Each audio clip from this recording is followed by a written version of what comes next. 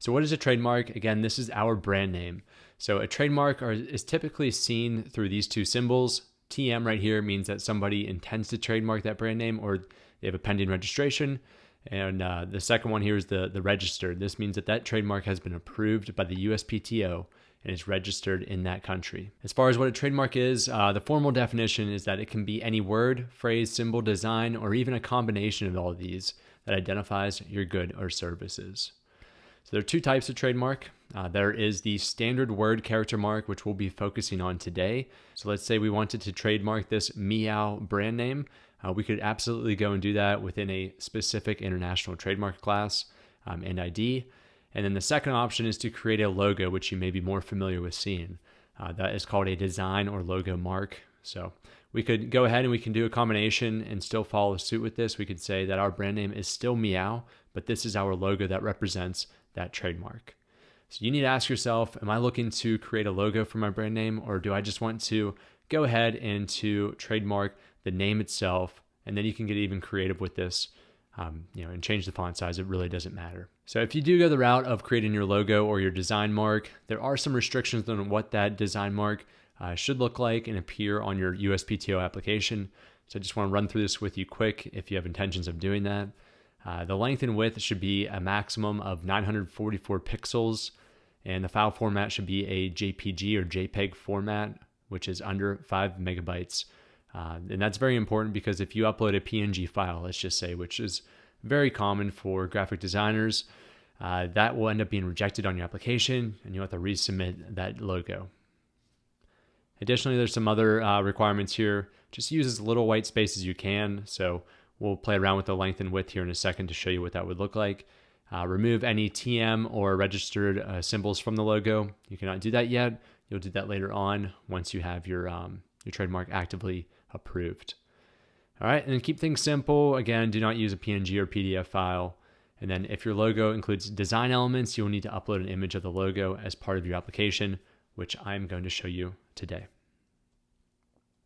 All right, let's get into it. That's enough with the slides, right? So this is time where we need to brainstorm what our trademark is, what our brand name is going to be. We're going to be using an AI function today, or you can just use, from the top of your head, if you have an idea of what you want the design logo to look like or what the brand name should be, by all means, we can skip past the AI part or the brainstorming exercise, and you can jump right to the trademarking application. I will also show you in between here, for those that do want to create a logo or design mark, I'll show you a free service that you can use, and you can create your logo and use thousands upon thousands of free templates in order to do that. So let's go ahead, let's brainstorm what our trademarked brand name is going to be. I'm going to jump over to the app that I built for all beginner Amazon sellers and experienced Amazon sellers, and that is called Seller Buddy. You can access this by going to www.sellerbuddy.app. You can access this on your phone as a mobile application, through your web browser, or even on your computer as you're seeing here. So let's go over to the bottom right hand corner here where it says AI. And this is a chat bot that I created in which you can work with that is extremely intelligent when it comes to selling on Amazon. And even questions that don't relate to Amazon, it still has capabilities of doing that. So let's ask Seller Buddy AI, think of 10 brand names for my product. And then I'm going to put what my product is. That is the golf head cover with a whiskey glass and cigar logo. All right, we'll click go and we'll see what it comes up with. This is a great way to quickly identify something that is catchy, something that maybe has a pun in it. And the reason why you want to do this is because the more attractive or the more compelling your brand name is to customers, you may have a better conversion rate. I don't have statistics to support this, but I'd rather purchase a product that captures my attention or relates to the product versus one that doesn't relate to the product or one that isn't, flashy in some way. So Seller Buddy quickly came up with in seconds 10 different brand names. I would remove anything that's very general, such as cover or golf in this scenario. So keep that in mind when you're looking through this. So some trademarks that we could consider: swing and sip, that ties into the whiskey glass; links and liquor. If you're not familiar with golf links is a core style, so that's pretty creative. Fairway and firewater, tea time tumbler, golf and Glen. So there's some great trademarked brand names in here. That is one way you can go about this. Otherwise, just think on the top of your head what you want that brand name to be. Okay, so once you have your brand name, I'm not going to use one of these just because I already have my brand name of Vivere in mind. We need to go ahead, before we even get to our trademark application, and to check to see if anyone else in the United States trademark patent system is actively using this trademark, or at least is in the process of registering it. So to do that, you'll see a link down in the description if you're watching this on YouTube, or if you're on the course, check out the link that's at the bottom of this video. Go to USPTO.gov, otherwise, trademarks/search, and you'll see this green button. Go ahead and select this. And now we need to search for that trademark name. So for us, I'm going to type in Vivere. I'm going to click search. And now what you want to look for is, I typically take off the dead, because that means it's no longer an active trademark. And then I'll keep the live, which includes registered trademarks and pending. Now what I'm looking for is the identical logo or the identical word mark, depending on what you want to do for the class that I'm interested in. Now you're probably asking yourself the question, what international trademark class am I? It looks like there's, just a dozen different classes that we have to be aware of. And I don't plan to look through all 1,295 of these.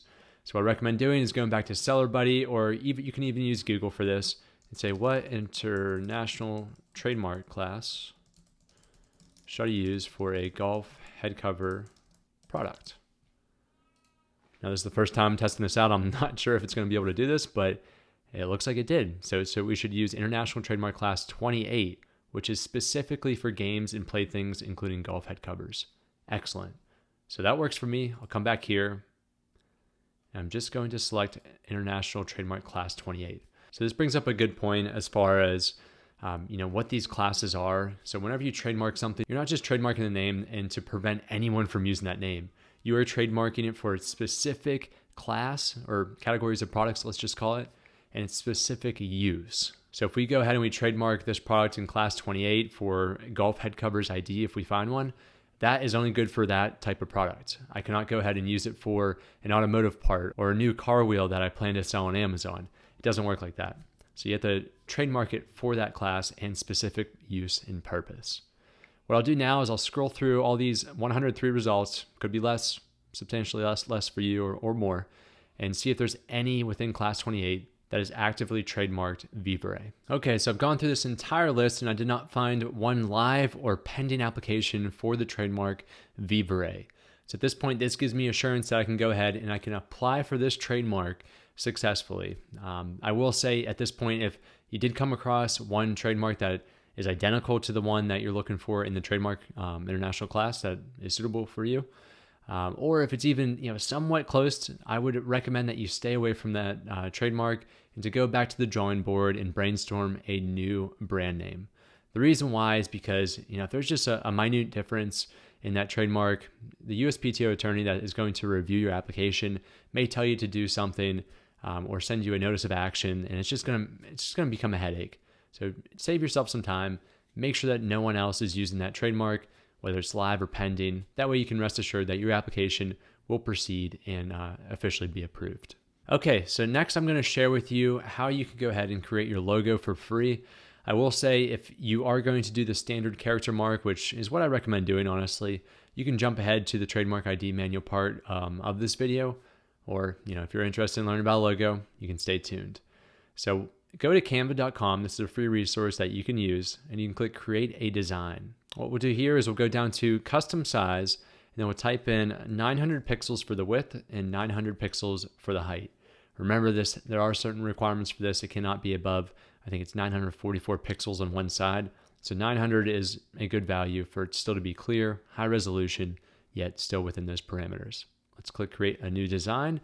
And then here's where we can get creative with our logo. Simply, you can just type in logo into the design tab, and then it's going to show you all of these interesting and very creative logos that you can use. So let's say for our product, we like something that's urban and catchy like this. It already has the font style and the color coordination already outlined, and we can go ahead and we can click this and type in Vivere. So for our logo, I'm going to delete this. this could just be our logo. It's simple enough, right?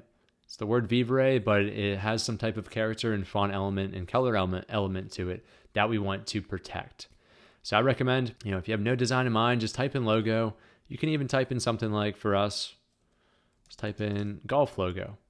And now we have thousands of different golf logos that we can use as a template. We can individualize it and customize it as we wish and just make our lives that much easier. All right. One thing is remove a background. Make sure this is a white background just to make things a little bit simpler. And then we can go ahead and we can export this. So to download and export it, in the upper right-hand corner, click Share. Go down to Download. And then this is a very important part. Make sure you change this file type from PNG to JPG for JPEG. And then we'll boost the quality up to 100.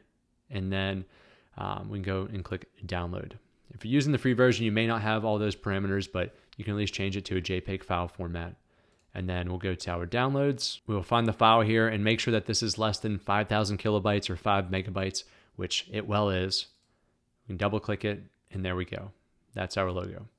So this is what we'll use. We'll keep this in our downloads folder or somewhere on our computer. And we're going to upload this on our USPTO application if we were to go down the logo route.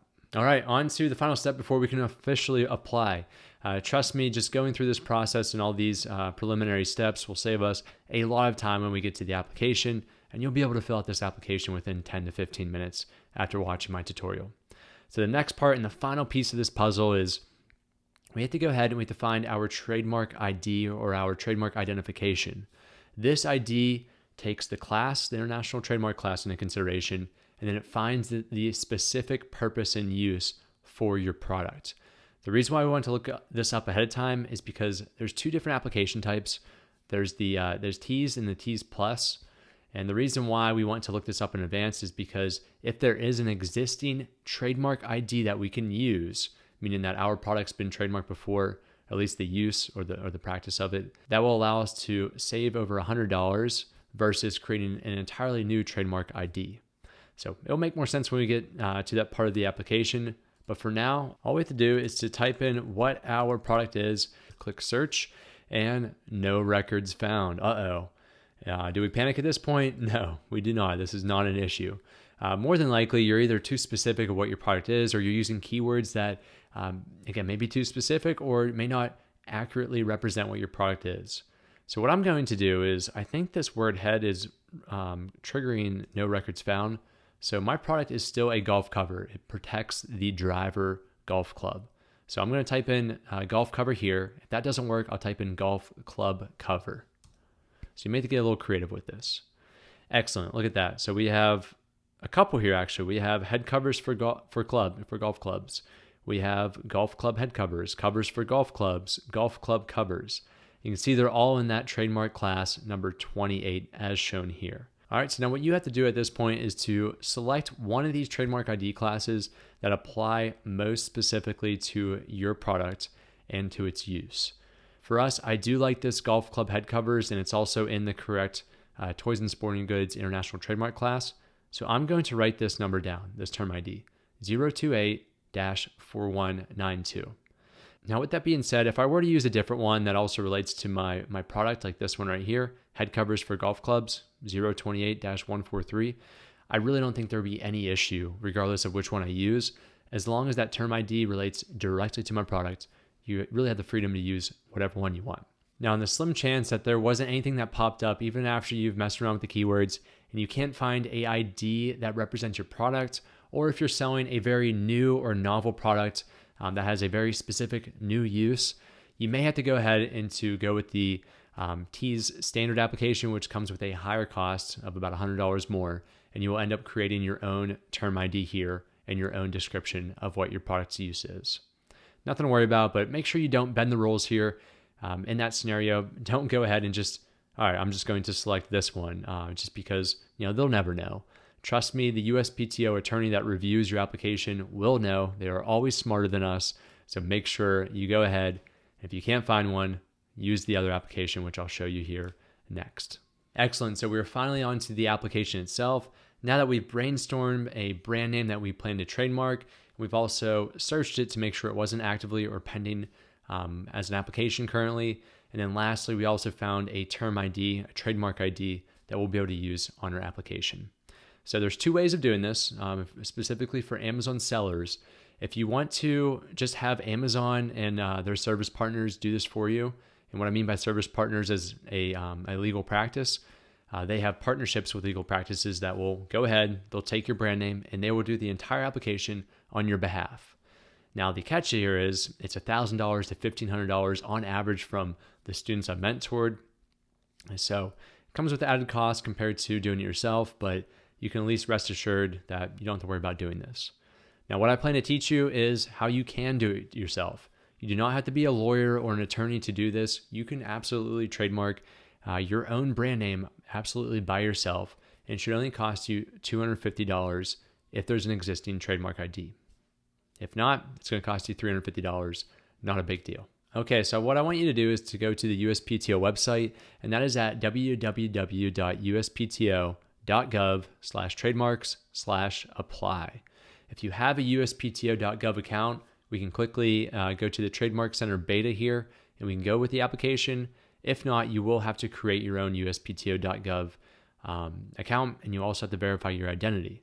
To do that, you can see right here, it says you will need to create a USPTO.gov account. Click that hyperlink, and then you're going to be asked a series of questions regarding your personal information.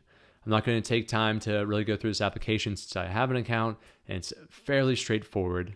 If you're part of the 90-day program, feel free to reach out to me with any questions or concerns that you have with this. All right, so at this point, let's say you have your account set up. It takes a matter of minutes. Go ahead and click this Trademark Center Beta green button. Now, this is a beta program which they plan on, I think, enrolling more so next year. In the past, it was a different format, and this is the new format. So I'll make sure you're working with the most up-to-date information. Fortunately for us, we've already searched the trademark database, and now it's time to apply to register a trademark. So we'll click this middle one. And this will bring up a new tab, and this is the start of our application. Now, I'm very happy that they started out with this, and it's something I want to mention, which is in bold right here. Be cautious if anyone contacts you about your trademark. Whenever you put all this information on your application, it becomes public information, at least the majority of it. So if someone wants to scam you and they want to send you a common scam, as you can go ahead and you can click here and see, they can go ahead and send you mail saying, hey, you need to pay another $1,000 to complete your trademark registration.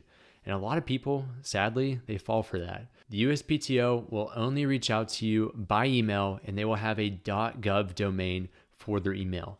Only please, only reach out to them directly. And if you receive any information, always vet it and try to understand, is this coming from the USPTO? They won't be sending you mail. They're going to be sending you an email letting you know there's a notice of action or confirmation of filing your application. So make sure you understand that completely. Read through all that and really understand it, because the last thing I want you to do is to succumb to one of these scams. So we'll click I agree, and we'll move on to the first step here. Now, this is the application selection. This is what I've been mentioning. There's TEAS Plus and TEAS Standard. There's two different types of applications for two different types of people. So the TEAS Plus comes with the $250 per class of goods and services, while TEAS Standard is $350. We've already verified with the Trademark Identification Manual that there is a term ID that relates to our product's use. So we can go ahead and we can move forward with the TEAS Plus. All right, we'll click continue. And then who is the owner? This is the trademark owner, which is yourself or maybe multiple people. If you're an individual and you're not trademarking this on behalf of your business, select individual. Otherwise, you can select another entity, such as your LLC or maybe a partnership that you have. I think for the majority of people, you will have a business set up at this point. So let's go ahead and let's enter that business information. We'll put United States, that's where the business is at. And then this is a limited liability company, which I own.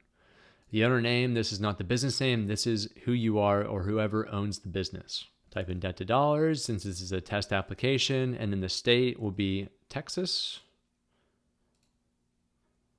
And then we'll scroll down to the mailing address. This is the owner's mailing address, and this will become public information, just keep in mind. That's one thing I love about this trademark beta program, this application beta program, is that they're telling you a lot of this information, when in the past it would be fine print or they just wouldn't tell you. And people would be taken back by, why am I receiving all this information through the mail?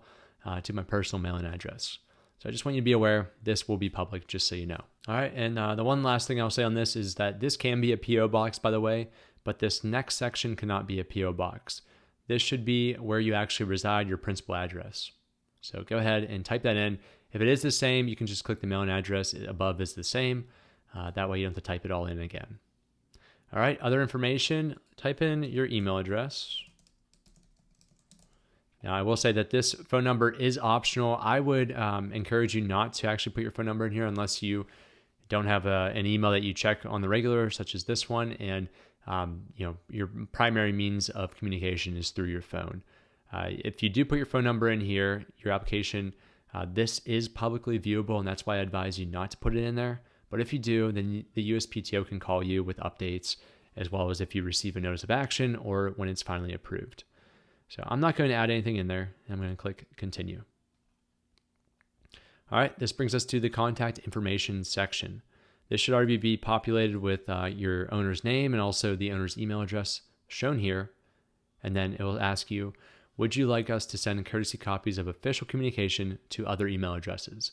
So if you have different partners you're working with, maybe you want them to be notified when your application moves through different stages, or if there's any communication. This is a great place to put that in there. Since I'm a single member LLC, I'm going to put no, since I'm the only party that really needs to know about this application. Okay, click continue. And here's where we enter our trademark details. So I love how they do this now. It's very self-explanatory. It also provides examples of logos. It's asking you, what do you want to protect? Do you want to protect that standard character word format? Or do you have a stylized type of font you want to use, or design, or in other words, a logo? For our example, I want to protect wording alone, since no one was using Viva Ray in that international trademark class. If you do go with a logo or a design mark or stylized wording, the USPTO system is going to ask you to upload that image, and that is the Viva Ray image, for example, that we made. So this is that logo that you just created. You would upload this file and just double check that it's a JPEG format. Okay, so we'll click continue, and then it's going to ask us what our name is going to be. Enter the exact wording of your trademark. Be sure that what you are using or intend to use with your goods and services. You can't make material changes to the trademark after submitting your application. This is it. You and the keyboard, make sure you enter in the correct information, exactly how you want it to be capitalized or worded. All of that will play a part in your design mark or your standard character mark. One thing I'll also note here is once I type in Viva Ray, I'll put it all capitalized letters. You don't have to worry about putting the TM symbol or registered symbol. You do that later on once your application has moved through the process. All right, so Viva Ray, there's no additional spaces or periods. So I just want to make sure that's exactly spelled correctly. Click continue. And then we're going to ask a set of questions here for translation. Does your trademark contain any words in a language other than English? Now, for me, the answer is yes here, so I will go through that. But I'd say 9 times out of 10 for you, if you're using an English word and it doesn't have a translation or originates in another language, go ahead, click no, and you can click continue. All right, next is name and likeness consent. Does your trademark contain the name, portrait, likeness, or signature of a person? These include nicknames, stage names, or pseudonyms. No, it does not. So just make sure you're not using a signature of LeBron James, for example, and putting it in as your trademark, because that is the likeness for LeBron James and not for you to use. So click no and click continue. Okay, and on to the filing basis, and we're nearing the end here, and this is a very important part. This is also a section that a lot of my students tend to pause at, and they reach out to me and they say, hey, which one do I select? So for your awareness, a filing basis is the legal reason listed in the Trademark Act under which you are submitting your trademark application. What does that mean? It means how is your trademark currently being used, or how do you intend to use it? And again, I cannot say enough, I'm not being endorsed by USPTO, but it's night and day the difference from the old application to this. So they state very clearly here, you will select this section 1A if you're already using this brand name or trademark in commerce. So let's say you were already on Amazon, you were selling this product, or you're selling it in a retail store, you'd want to select 1A. Now, the one that's probably more common for most of you is section 1B, which is you have intent to use. This means that you have not used your mark in commerce or retail yet, but you intend to in the near future. So for us, and what I imagine for yourself, you want to select 1B. The other options here is if there's multiple filing bases, so if kind of both relate to you, or if you have a foreign filing basis. I'm not experts in those areas by any means, so you may have to look into some more information on that or consult with an attorney on what's best for you. All right, we'll click section 1B, click continue. And now we need to go back to the identified goods and services through that term ID that we copied previously. Now I will say, just take a look on the right-hand side here, because we can always go back and adjust this now at this point, but once we click review and sign and we pay, we won't be able to. So just make sure that your logo or your mark is shown here and it is correct. This is my standard character mark, and the font will be the same for all the standard character marks, and that is correct, Vivere. All right, so what we can do here is we can either type in the term ID or we can go through that trademark ID manual process that we did previously. I would recommend, since we wrote down the term ID, go ahead and either copy paste that or type it in exactly as it was shown. We'll click search, and voila, there we go. Class 28, confirm that it's the right class. Description, golf club head covers, which it is. We can go ahead and click add. What's nice about this application on the right-hand side is as we begin to add different classes and trademark IDs, it will show us our total cost so we don't get to the end and we're like, oh my gosh, $1,000, why is that? One thing I'll mention is that we can go ahead and we can add as many trademark IDs within a class and still pay this $250. However, as soon as we go to a different trademark class, so let's say 27, I'm just going to click a random one here and I click add. Now we can see that we have two classes here and we have a total cost of $500. So if you're trademarking your brand name across multiple classes, it's going to stack up $250 per class. However, on the other hand, let's type in golf cover. We can go and add multiple ones within this class. Golf club covers, covers for golf clubs, head covers for golf clubs. And although we've added all these goods and services, it's still a total cost of $250. Now, I'm not an attorney. I'm not sure if that's the best strategy to go and add all the goods and services that relate to your product within the same class, or if it's best just to select one. I'll leave that up to you and what you want to do. All right, we'll scroll down. Just make sure all of your identification, your IDs here are described, and it contains all the ones that we selected above. We'll click continue. And this is some additional information. Check any of these options that apply to you. There are words or phrases in my trademark that I want to disclaim. No. None of these should really apply to you.